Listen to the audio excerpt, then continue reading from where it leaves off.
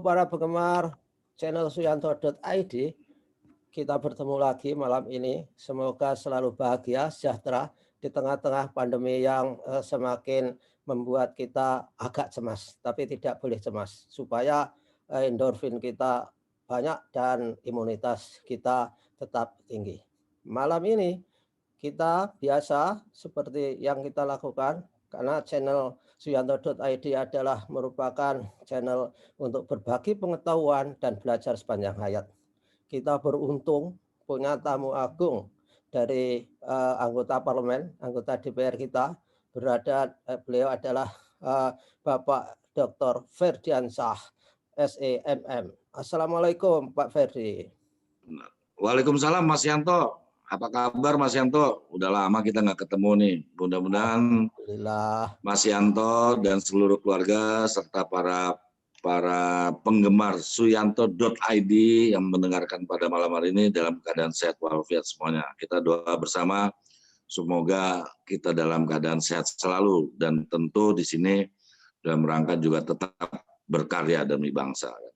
Amin, amin. Nah, begitulah perkenalan singkat. Dan Bapak, wah kita nggak usah Bapak, biasanya Mas. Mas Ferdi aja. Dipanggil nama juga siap, Mas. Jangan begitu, karena saya bisa kualat, Mas. Kita kan sama-sama bekerja bareng dan bekerja sama ketika dipanggil. Nah, tolong Mas Ferdi, jenengan itu kan tokoh DPR yang sangat-sangat senior di seluruh 400 berapa anggota DPR? 575 Mas. 575 anggota DPR. Ya Mas Ferdi inilah yang paling senior. Bagaimana Mas? Bisa 5 periode di parlemen, perjalanannya gimana Mas? Suka dukanya. Tolong ceritakan deh supaya generasi muda kita ini terinspirasi. Bagaimana anggota DPR itu berjuang untuk negara dan bangsanya. Pak Ferdi.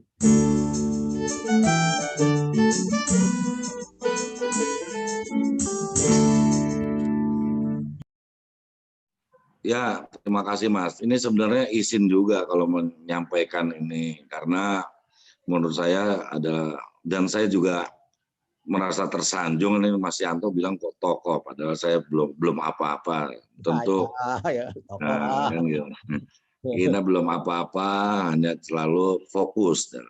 Terkait yang disampaikan Mas Yanto, sebenarnya ada, kalau perjalanan mungkin 7 hari 7 malam nggak selesai nih Mas. Jadi singkat kata, karena kadang-kala orang ataupun katakanlah orang lain melihat kami atau juga mungkin melihat Mas Yanto sendiri, lihat cuma pas ketika Mas Yanto jadi dirjen, pas Pak Ferdi jadi anggota DPR, tapi tidak melihat bagaimana prosesnya. Ya betul. Nah, oleh karena itu kata kuncinya ini kan adalah hasil tidak pernah mengkhianati proses. Ya. Ini yang itu harus yang kita edukasi kepada terutama para anak-anak peserta didik kita dan adik-adik kita, tetap.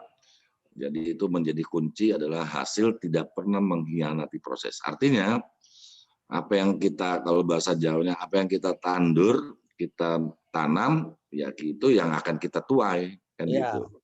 Jadi kalau nuainya kebaikan, menanamnya kebaikan, insya Allah hasilnya baik-baik. Gitu. Kalau banyak-banyak berteman, berkawan, insya Allah tambah berkawannya banyak. Gitu.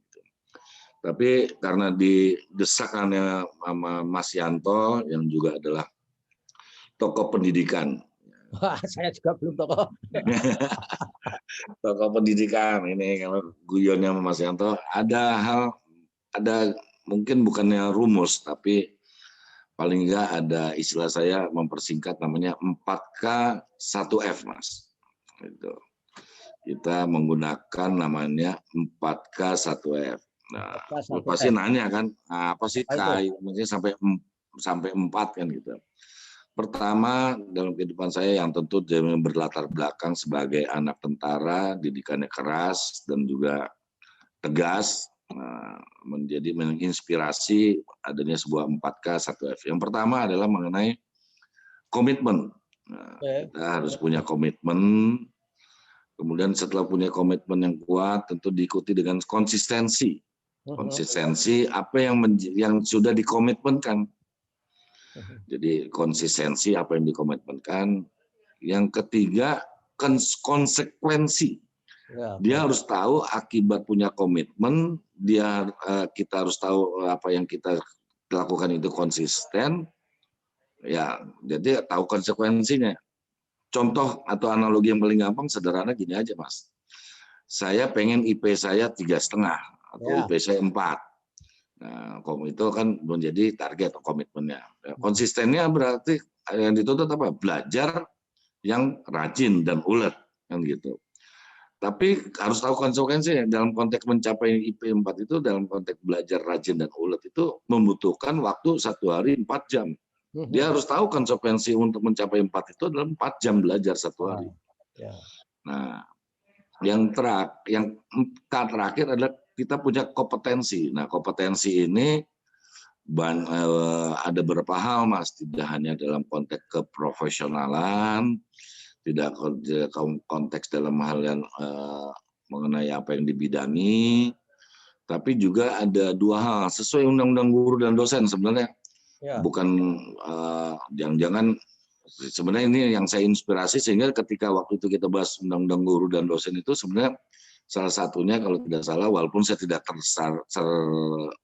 ternyatakan tapi tersirat itu juga merupakan usulan kami yaitu namanya kompetensi kepribadian dan kompetensi sosial, Mas. Ya, oke.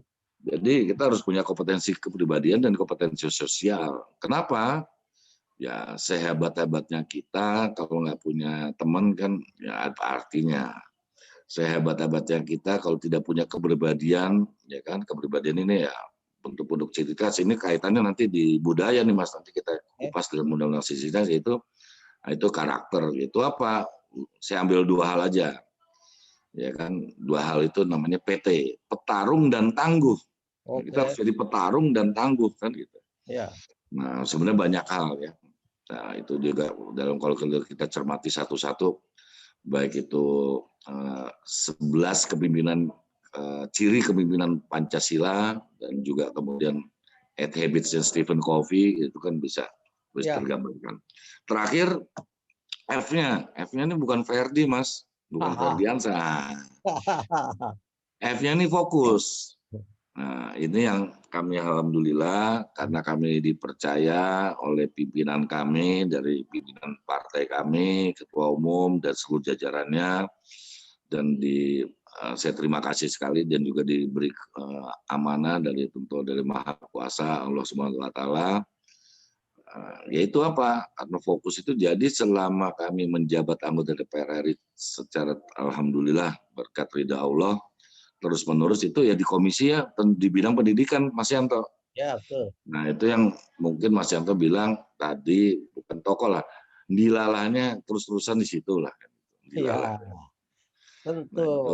Nah, itu. Jadi fokus Mas. Jadi insya Allah kami ya walaupun kalau dijajarkan dengan Mas Yanto ilmunya saya masih kalah sama Mas Yanto ya kan gitu. Iya, jangan gitu.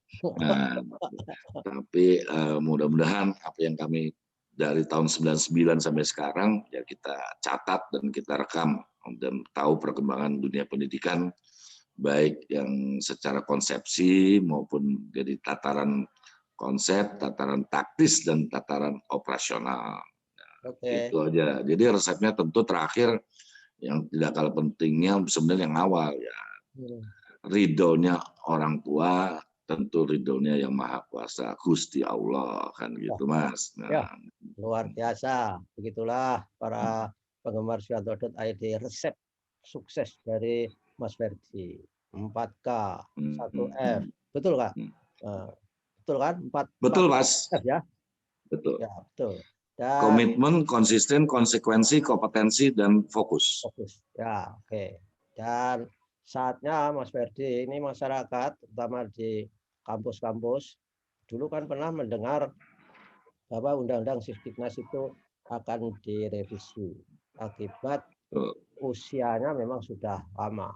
Dulu ketika itu dibuat saya yang menjadi ketuanya di kementerian untuk membuat draftnya. Dan setelah jadi, sekarang ini kan umurnya sudah cukup tua, dan dalam arti harus ada adjustment dengan perkembangan-perkembangan yang ada. Perlunya apa, Mas Ferdi, bahwa Undang-Undang Sisdiknas harus direvisi? Menurut pandangan teman-teman di DPR dan Mas Ferdi sendiri, apa urgensinya ketika harus merevisi, menyesuaikan Undang-Undang Sisdiknas, Mas Ferdi? Baik, wah ini pertanyaannya menggelitik dan sangat bagus untuk menjadi edukasi kita bersama dan pengetahuan informasi kita bersama. Tapi Mas Yanto, boleh nggak kita sebelumnya saya menyatakan bahwa supaya juga tahu perjalanan sesungguhnya rencana revisi Undang-Undang Sisdiknas itu supaya juga alurnya tahu. Jadi sebelum masuk ke tadi pertanyaan Mas Yanto, saya sedikit cerita. Boleh.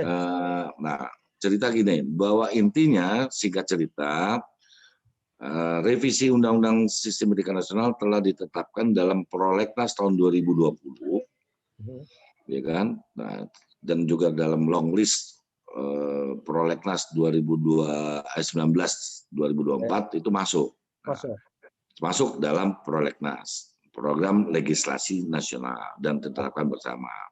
Nah, memang setiap tahunnya itu kita harus ketok bersama dengan pemerintah. Ternyata ketika ditetapkan pada tahun 2020, dalam hal ini karena leading sektor itu apa? Penjurunya adalah Kementerian Pendidikan dan Kebudayaan, maka semuanya bermuara situ, dan itu sampai dengan sesuai dengan undang-undang yang masih berlaku, Undang-Undang 20 tahun 2003, butir 30, pasal 1 butir 30 dikatakan menteri adalah menteri yang tanggung jawab dalam bidang pendidikan. Siapa itu? Ya, Menteri Pendidikan dan Kebudayaan. Nah, oleh karena itu ternyata dalam waktu 1 tahun itu belum ada baik itu naskah akademik dan rancangan Undang-Undang Sistem Pendidikan Nasional yang seyogyanya sudah diputuskan harusnya menjadi inisiatif pemerintah. Pemerintah itu adalah siapa? Kementerian Pendidikan dan Kebudayaan. Nah, jadi ini sudah sampai setahun. Kemudian masuk tahun 2021. Nah, tapi jangan lupa ketika tahun 2020 ya kan, dan awal 2021 sempat kita tanya ketika namanya pada statusnya baik itu rapat kerja dengan menteri maupun rapat dengar pendapat. Ya, kalau dulu dengan Mas Yanto lah kan gitu, eselon 1 kan. Eselon 1 dan dayang-dayangnya eselon 2. Cuma sekarang nggak ada eselon 3 dan 4 ya Mas. Jadi eselon 1 dan dayang-dayangnya semua itu rapat dengar pendapat, ternyata ada penjelasan dari Kabalitbang waktu itu. Waktu itu ada statusnya sekarang jadi PLT Kabalitbang, Mas Totok menyatakan bahwa akan rampung naskah akademik dan rancangan undang-undang itu baru 2021 Desember. Itu rapat resmi, Mas. Nah, kami mengingatkan, ya monggo saja. Tapi ini kan kita berpacu dalam melodi. Berpacu dalam melodi. Nah, kalau naskah akademik dan rancangan undang-undang itu baru selesai, nah, kalau bahasa Bulak Sumurnya barubar akhir Desember 2021 atau akhir tahun 2021, dan terus kapan mau dibahasnya? Berarti lewat lagi momentum ini. Kami khawatir berdasarkan pengalaman lalu, karena ini undang-undang yang cukup fundamental, yang cukup mendasar. Bahkan tadi Mas Yanto juga selain diminta urgensi, tentu urgensi ini berkaitannya ada hal-hal yang mendasar untuk dilakukan revisi kan gitu. Nah, saya khawatir karena pengalaman lalu itu Mas Yanto, kita selesai 3 tahun Mas. Ya betul. Dan 2000 mulai selesai 2003. Nah, saya khawatir kalau ini katakan dengan cara ataupun dengan waktu yang sama, kalau itu mulainya 2022 bisa nggak selesai. Saya khawatir. Kenapa? Nah, kenapanya? Tentu kita tidak boleh menafikan ada agenda-agenda nasional dan agenda politik kenegaraan, jadi bukan politik praktis, Mas Yanto ya, politik kenegaraan. Itu tahun politik. Nah, tahun 2024 kan kita ada pilpres, pileg, dan pilkada serentak. Ya. Bisa dibayangkan, Mas Yanto, hampir tidak mungkin ukuran kami sementara apabila undang-undang itu dibahas pada tahun 2020 dan 2003 dalam tempo 2 tahun selesai. Ya. Saya guyon nih Mas Yanto, ini bahas undang-undang yang fundamental.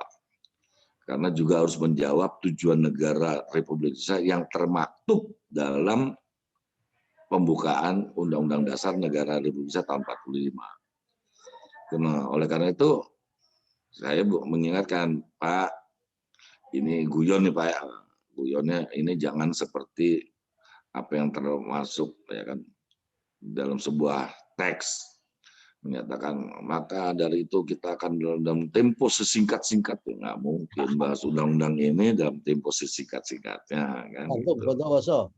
Iya kan banyak kan mungkin aspirasi teman-temannya Mas Yanto ada yang belum terakomodir kan, karena ini kan menyangkut beberapa hal, baik itu yang paling prinsip ada maksud nanti definisinya, tujuan, ruang lingkup, terus kemudian juga ada mengenai jenis, jalur, jenjang pendidikan, kan belum mengatur yang lain tentang tenaga pendidik dan tenaga pendidikan, belum mengatur yang lain dan sebagainya. Nah, ini yang juga nanti akan kami jelaskan lebih lanjut. Jadi itu posisinya bola ini di Kementerian Pendidikan dan Kebudayaan, Mas Yanto, karena inisiatifnya inisiatif pemerintah.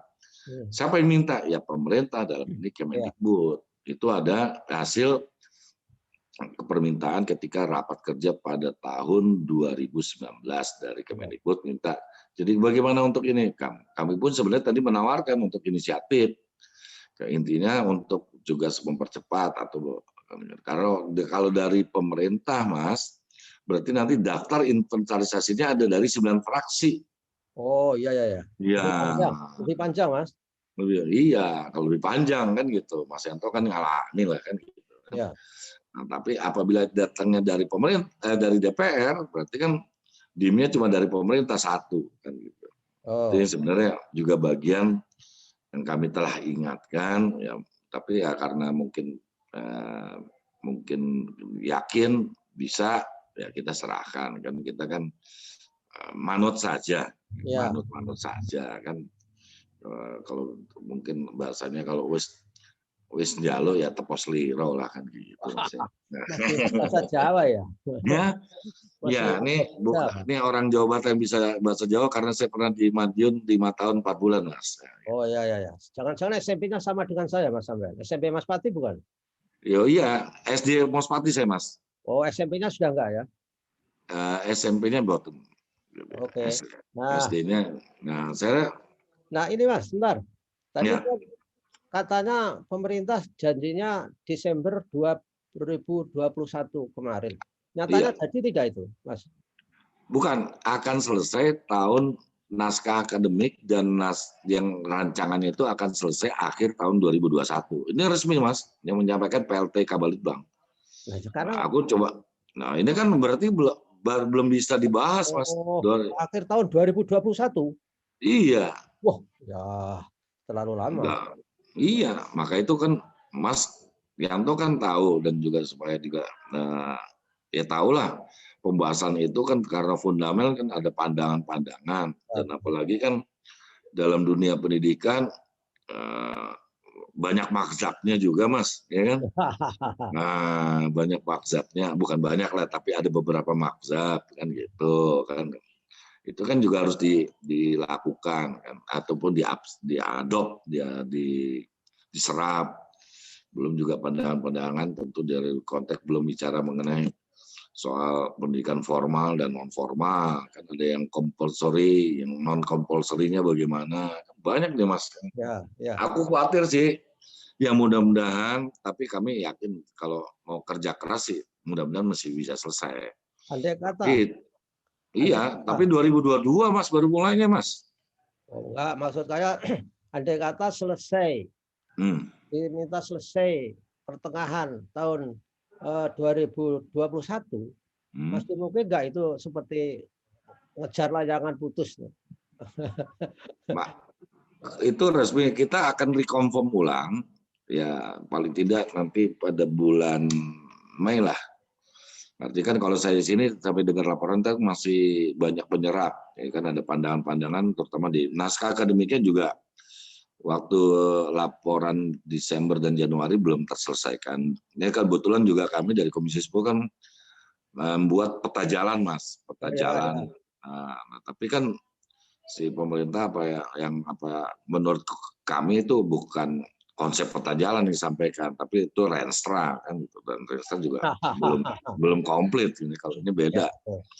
baru Nah, kembali PowerPoint, ya kan? ya jadi baru kalau ini baru ya apa ya baru mungkin pondasinya aja tapi belum belum bisa bata-batanya diangkat, belum kapnya, belum pintu-pintunya. Nah, itu kan itu yang saya bilang ini yang disampaikan berdasarkan Permendikbud. Kami juga mengkritisi itu, Mas. Mengkritisi apa? Karena tidak ada konsideran satupun dalam Permendikbud itu dalam konteks Renstra Pendidikan Nasional Ya. adanya undang-undang yang menyakup tentang kebudayaan. Pada nomenklatur, nah nomenklaturnya kan ini sebenarnya alhamdulillah nih Mas, kebetulan saya juga ketua panja namanya Undang-Undang Pemajuan Kebudayaan yang kita sahkan nomor 5 tahun 2017 yang kita sahkan waktu itu. Kan juga nomenklatur kementerian ini kan pendidikan dan kebudayaan. Nah, kan gitu Mas ya. Ya, ya. Ya. Bahkan secara guyon saya bilang sama teman-teman, waduh ini Mas Yantonya sudah kebetulan liren ini kan. Kalau belum liren harusnya bersyukur Mas. Kementerian ini tinggal satu yang nggak punya undang-undang, dannya aja. Pendidikan punya, dannya nggak ada undang-undangnya kan gitu.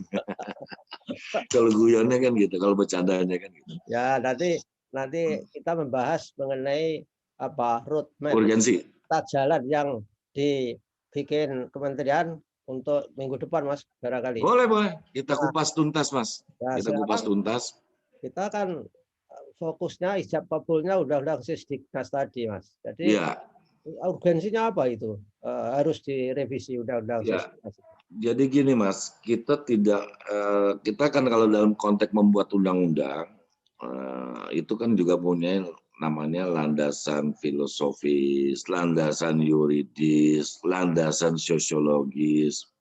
Bahkan sekarang kalau perlu pakai landasan-landasan lain yang tentu teraktualkan dalam kondisi situasi sekarang.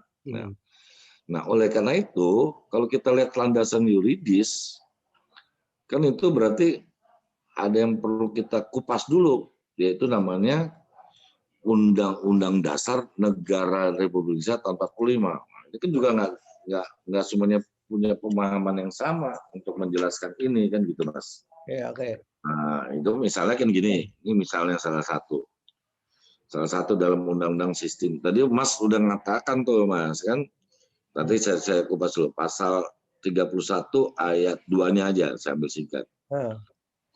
Nah, setiap warga negara wajib mengikuti pendidikan dasar dan pemerintah wajib membiayainya. Ya. Nah, itu kan penafsirannya bagaimana? Berarti kan harusnya kalau bicara compulsory kewajiban, harusnya pendidikan dasar dan konteks dalam nanti di terjemahan Undang-Undang Cipta yang dikatakan definisi pendidikan dasar itu benar-benar harus gratis. Gratis apa ya semuanya, tidak bicara BOS lagi. Tidak bicara bantuan operasional, tapi kalau bantuan kan nggak mencukupi, Mas. Ya, betul. Ya, hanya bantu, masalahnya bantu. Hanya bantu.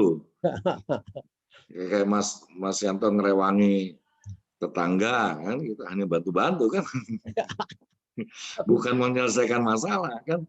Ya. Bukan ya saya tidak menyatakan menyelesaikan masalah, bukan solve the problem, tapi fight the problem akhirnya kan. Nah terkait itu Mas Yanto, nah yang menarik oleh karena itu dalam ayat 3 itunya pasal 31 itu pemerintah mengusahakan dan menyelesaikan satu sistem pendidikan. Makanya itu yang mendasari namanya Undang-Undang Sistem Pendidikan Nasional. Ini dirangkum semua kan. Ya. Jadi ini dasar mungkin ada para nanti yang menyimak. Oh, namanya Sistem Pendidikan Nasional itu cikal bakalnya juga terinspirasi dari pasal 31 yang tertera di Undang-Undang Dasar Negara Republik Indonesia tahun 45. Ya. Yang menarik, nah ini menarik Mas. Kenapa ya itu? Ini kan satu tarikan karena dalam satu bab diatur antara pasal 31 tentang pendidikan dan pasal 32 tentang kebudayaan. Ya.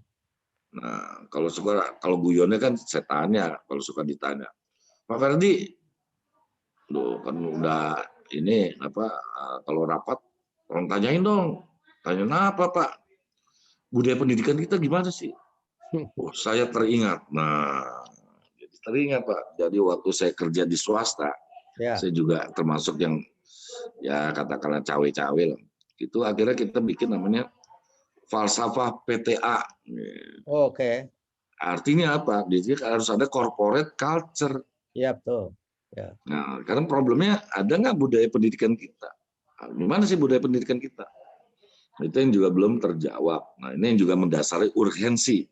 Kenapa Undang-Undang Sistem saat ini ya kami juga mencermati juga dari segi itu. Nah, tadi yang dipertanyakan Mas termasuk juga sekurang-kurangnya 20% dari anggaran pendapatan dan belanja negara. Nah, tadi kan pemahamannya penafsiran beda-beda ya Mas ya. Mas Yanto ngalami kan. Pada termasuk APBD kan gitu Mas ya. Nah, tapi APBD-nya kan cara pandangnya termasuk di sini dialokasikan namanya DAU, diaku sebagai padahal unsurnya ataupun awalnya ataupun bersumbernya dari APBN juga. Ya. Jadi akhirnya terjadi ya mohon dengan segala hormat ini. Jadi terkesannya dua kali ngitung. Ya, di APBN dihitung, di APBD dihitung kan gitu Mas. Ya, kelihatannya besar. Ya, kelihatannya besar kan. Nah, ini kan walaupun di situ sudah ada keputusan MK kan Mas. Keputusan MK-nya terkait dengan kalau dulu awalnya di Undang-Undang Sistem itu bahwa 20% itu tidak termasuk gaji pendidik atau tenaga pendidikan. Nah, sekarang berdasarkan MK termasuk. Walaupun sudah dihitung termasuk, rupanya juga masih belum terformat lah. Itu yang juga menjadi artinya ini PR kita bersama, tidak kami sekali lagi tidak mencari siapa yang salah, tapi kita menjadi PR kita bersama untuk menjawab keputusan MK tersebut dan juga menjawab daripada pasal 31. Nah, oleh karena itu yang juga harus disebutkan oleh kita semua. Jadi termasuk diantaranya ketika pembukaan itu alinea keempat kan itu tujuan negara. Jadi nanti revisi ini tidak istilahnya bicara soal sebuah kepemerintahan, tapi ini juga menjawab tujuan negara, diantaranya alinea keempat, pembukaan kita kan, itu kalau lihat kalimatnya kan sangat menyentuh, ya kan? Kalau bangsa.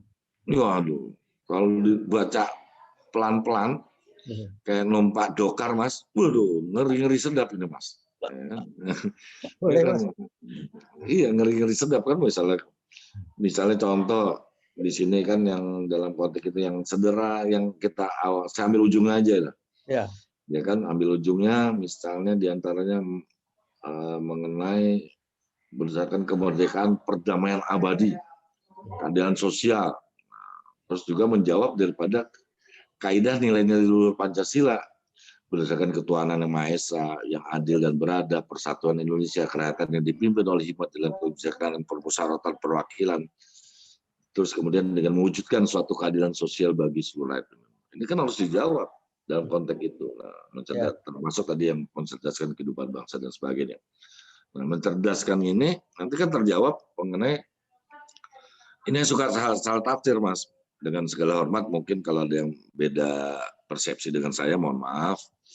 Yaitu orang bilang setiap warga negara, karena pasal 31, setiap warga negara berhak mendapatkan pendidikan. Ini salah diartikan, harus bentuknya sekolah atau formal. Nah ini yang Ya. juga harus diterjemahkan bahwa pengertian pendidikan ya hari ini kita diskusi sama Mas Yanto, mungkin juga ada yang mendengarkan, dan nanti kalau misalnya ada interaksi yang ini kan sebenarnya sudah pendidikan juga, pendidikan informal, lingkungan. Wah, ini saya harus acung jempol dulu Mas Yanto nih. Mas Yanto adalah orang yang melakukan pendidikan informal. Harus diapresiasi nanti kalau ada award kerjaan saya informal, mungkin Mas Yanto yang dapat ini kan. Terima kasih. Ya, nah ini yang juga harus disamakan persepsinya, Mas. Jadi jangan sampai kita ngobrol semuanya harus dalam konteks selesai dengan sekolah. Ya. Padahal kan tadi kalau bicara jenjang, jalur, jenis, ya kalau dibagi bagi kue ulang tahun ya harusnya dibagi 3. Formalnya 33,3%, non formalnya 33,3%, dan informal 33,3%. Artinya ya kalaupun tanggung jawab itu kan harusnya terjemahkan atau terurai oleh tadi hal itu. Jadi ya pendidikan formal walaupun ini jangan dikutip tapi tegasnya kalau dibagi kayak kue tart tadi adalah punya peran 33,3%. Pendidikan non formal punya peran 33,3%. Pendidikan informal punya peran 33,3%. Kalau mau dibagi habis, walaupun tidak demikian. Itu urgensi yang utamanya. Urgensi yang kedua yaitu juga mengenai ada beberapa yang memang harus juga kita luruskan dan bersama-sama. Tadi misalnya contoh kan ya kita paham lahirnya beberapa undang-undang itu ada unsur kepentingan-kepentingan, tapi ini yang juga membuat cukup terlalu banyak. Nah, nanti kita tanya apakah akan kita melakukan metode, nah, ini agak loncat dikit langsung. Apakah nanti dalam revisi atau merubah atau mengganti, nah, karena juga ada ukurannya Mas Yanto. Berdasarkan Undang-Undang Nomor 12 tahun 2011, Junto 17 tahun 2019 itu mengatakan tentang tata cara pembentukan perundang-undangan itu kalau berubahnya lebih 50% itu berarti kita merubah atau mengganti. Ganti ya. Ya, nah ini kita belum lihat sampai ke situ kan dengan pemerintah. Nah, dengan kata lain metodenya mau gimana kalau itu disederhanakan atau kita melakukan simplifikasi terhadap mengganti atau merubah atau merevisi undang-undang sistem pendidikan, itu metodenya apa? Apakah menggunakan metode omnibus law? Sehingga itu terangkum semuanya. Terus bagaimana Pak? Ya nanti yang mengatur pendidikan dasar pakai PP, yang mengatur pendidikan menengah pakai PP, yang mengatur pendidikan tinggi pakai PP. Wah, selama ini kan udah undang-undang ya Pak, undang-undang dikti, undang-undang pendidikan dan kedokteran. Ya, nanti kita bicarakan karena ini kan keputusan politik. Ya, betul. Ya. Keputusan politik dan kami juga sebagai DPR punya sebagai perintah Undang-Undang Dasar Negara Republik Indonesia kan sebagai pembentuk undang-undang. Pembentuk undang-undangnya kan adanya di kami Pak kan gitu. Ya. Nah oleh karena itu kan. Pemerintah ya? Bukan bersama. Kenapa Mas? Bersama pemerintah betul. Ya. Tapi esensi dalam konteks ini kita beda kalau dengan era APBN. Kalau era APBN itu secara historisnya atau filosofinya diajukan pemerintah, dibahas dan ditetapkan bersama Dewan. Ya, betul. Jadi kalau misalnya waktu itu Mas Yanto nggak mengajukan misalnya buat kegiatan BIMTEK ini 0, Mas Freddy tolong diisi ya orang wani Pak. Ya. Karena nggak ada pengajuannya kan. Sampai jam 12 malam Mas. Iya. Nggak berani Mas Yanto, punten aja gitu kan, nggak berani karena itu kita menyalahi karena prinsipnya diajukan pemerintah dan dibahas dan ditetapkan bersama Dewan.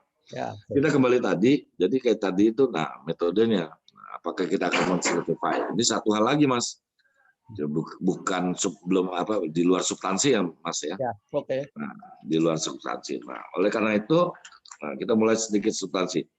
Saya tidak mengatakan ini, tapi paling tidak kalau dibahas kan banyak sekali Mas Yanto. Tadi aku di KI atau dikasih Mas Yanto 35 menit. Padahal kalau dikasih main bola 2 kali 45 menit pun saya jelasin nggak kelar juga. Ya.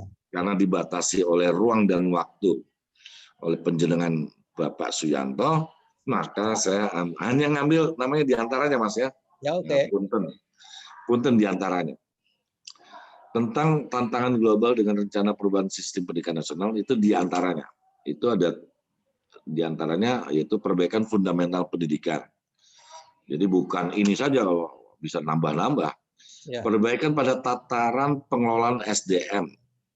Diantaranya termasuk adalah pendidik dan tenaga pendidikan. Itu konteksnya culture-nya, kultur nih.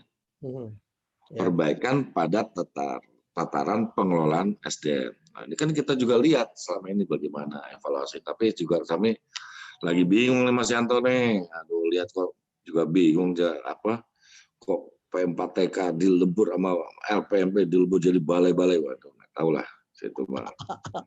Ya kan terus Ya. kasihan banyak temen yang katanya apa jadi tidak ada kegiatan-kegiatan. Itu yang perbaikan di antara yang pertama. Yang kedua, ada keberpihakan pada anggaran pendidikan. Nah, bagaimana keberpihakannya itu kan?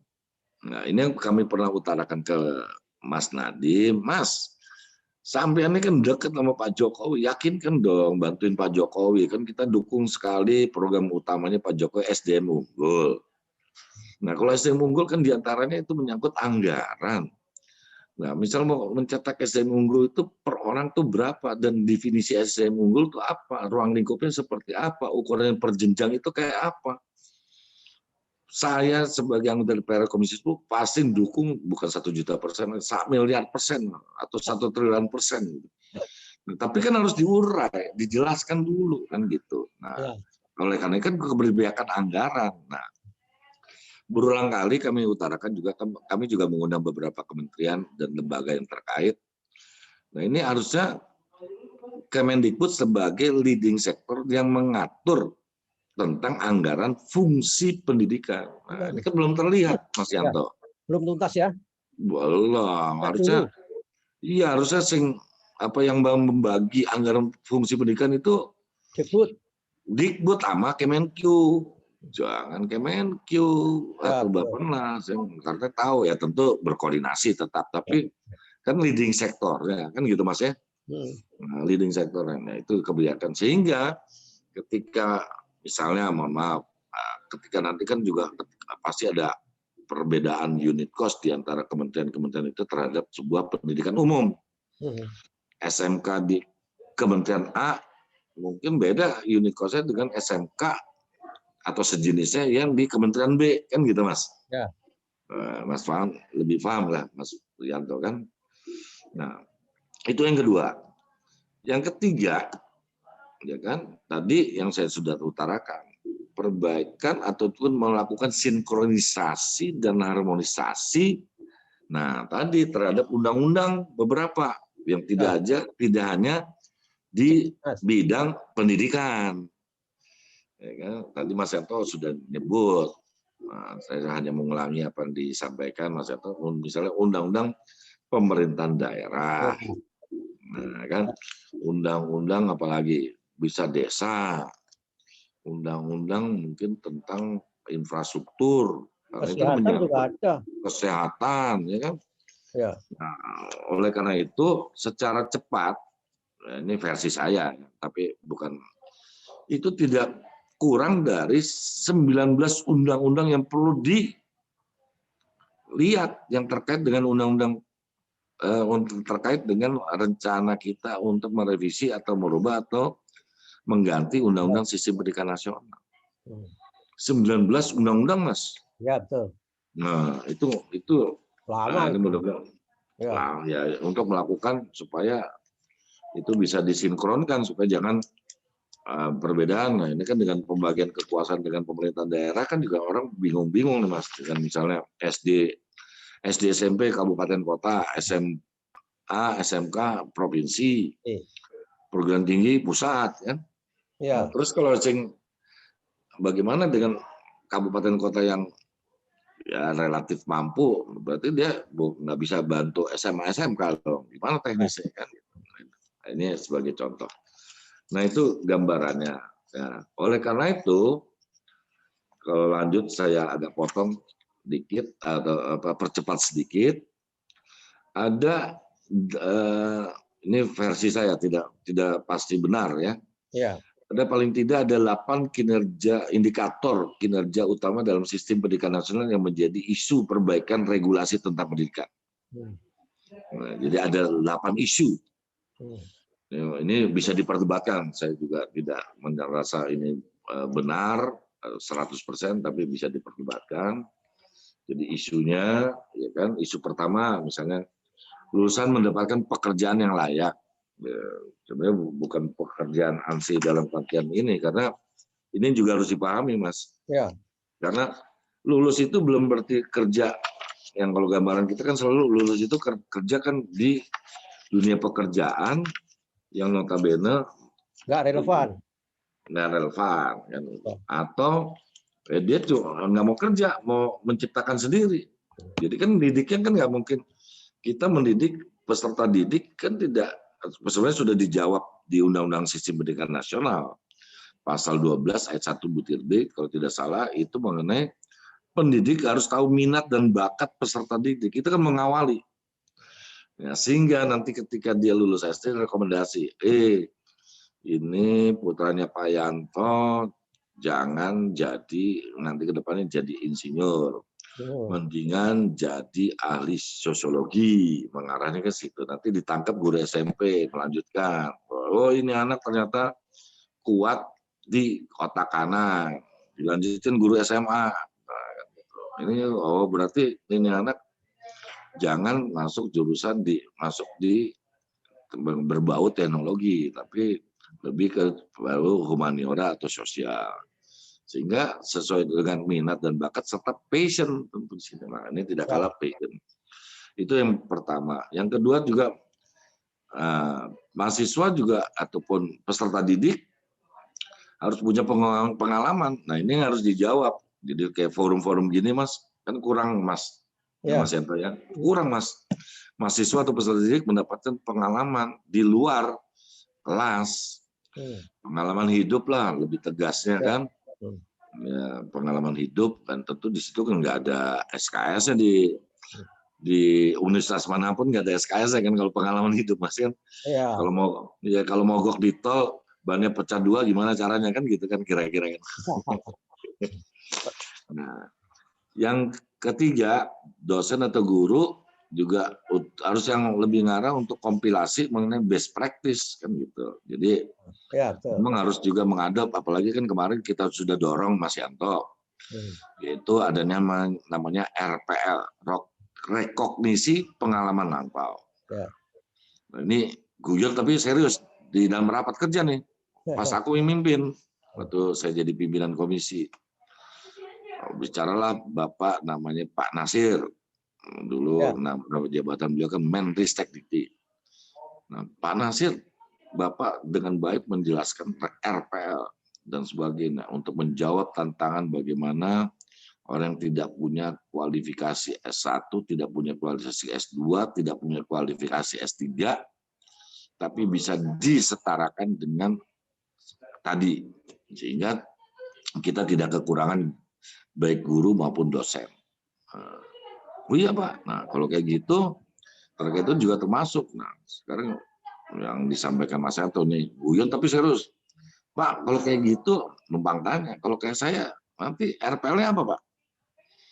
Beliau namanya Pak Nasir, diam sejenak, tapi tidak lebih dari 1 menit seingat saya. Ya.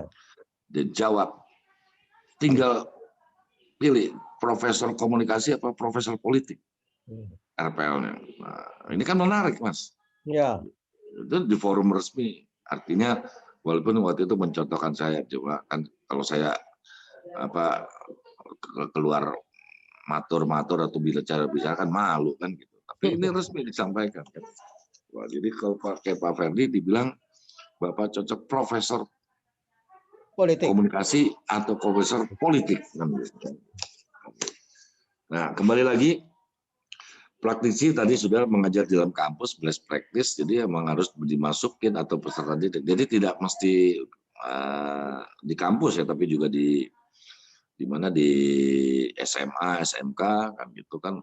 Kan sebenarnya sudah ada contohnya nih Mas, tinggal dilanjutin dan dikemas dengan baik. Misalnya gini, alumni SMA X, dia jadi masuk di Akabri Taruna kan gitu kan.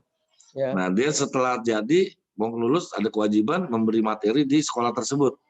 Ya. Itu kan ada unsur best practice-nya gitu kan. Ya. Nah, Sudah dilakukan. apa yang dilakukan kan gitu. Itu kan untuk jenjang SMA atau SMP mau terserah dia. Pokoknya intinya dia kembali ke tempat dia pernah bersekolah untuk menyampaikan tentang best practice dia ketika dia di sebuah akademi baik itu militer maupun kepolisian. Nah, yang selanjutnya dari tempat kelimanya yaitu hasil kerja pendidik atau dosen maupun guru dapat direkognisasi internasional. Ya tadi itu RPL tadi. Ya. Ya. Sebenarnya juga sudah dijawab Mas Yanto bawakan waktu itu di Undang-Undang Sidiknas di pasal itu menyatakan bahwa kepala daerah bisa mengeluarkan sertifikasi. Misalnya putranya Pak Yanto paling hebat untuk mengelas bawah laut dikeluarkan wali kota Yogyakarta. Bisa. Bisa kan wali kota. Resep ijazah hilang Mas. Resep sertifikasi. Iya, betul. Jadi ya katanya kalau bercandanya rezim ijazah itu kalau misalnya kalau sudah masyarakat menerima tanpa bukti kertas lagi ya rezim ijazah nggak ada Mas, betul Mas. Bubar. Ya. Betul. Nah yang penting kan pengakuan masyarakat di situ Mas ya. Iya. Pengakuan masyarakat ya tentu ada pimpinan formal maupun pimpinan informal, yaitu bisa nanti kepala daerah dan atau namanya pendidikan misalnya ya tadi ya katakanlah kalau tadi jadi welder terus informalnya misalnya pimpinan Majelis Ulama Indonesia putranya Pak Yanto adalah yang terbaik dalam menafsirkan Al-Quran. Amin kan gitu. Amin. Ya kan itu ada hal-hal yang tadi Mas Yanto sampaikan ya, ijazah nggak laku lagi kali Mas. Ya kan nggak laku dalam artian bukan tidak yang kita terlalu ekstrim nanti orang nggak mau jadi kuliah di S1, S2, S3 bukan, tapi dalam artian orang tidak mempertanyakan ijazahnya dari mana gitu loh Mas kan. Mau sekolahnya di pinggir got, mau sekolahnya di pinggir kali, kalau dia punya kompetensi ya diterima kan gitu Mas kira-kira. Ya, betul. Nah, yang selanjutnya program studi ataupun kegiatan kelas bekerja sama dengan mitra luar yang tentu bermanfaat. Nah, itu yang kita juga samakan tadi. Ini guyonnya gini Mas, kalau sebuah pendekatannya tadi juga terkait dengan yang sebelumnya, kalau pendekatannya hanya ekonomi, ini saya suka bercanda. Mendingan jadi kayak Pak Ferdiansyah jadi anggota DPR, apa jadi seorang seniman. Nah, seniman kalau saya sebut nama satu nanti sangkanya promosi Pak. Seniman, itu seniman bisa tiap bulan ada bisa nembus 250 juta, 300 juta. Nah, kita belum tentu dapat segitu kan? Iya. Nah, bahkan nggak mungkin itu kalau itu kan pasti. Nah ini yang sehingga ada pilihan Mas. Kalau pendekatannya itu ya tadi terkait dengan sebelumnya sertifikasi atau kemampuan kompetensinya itu.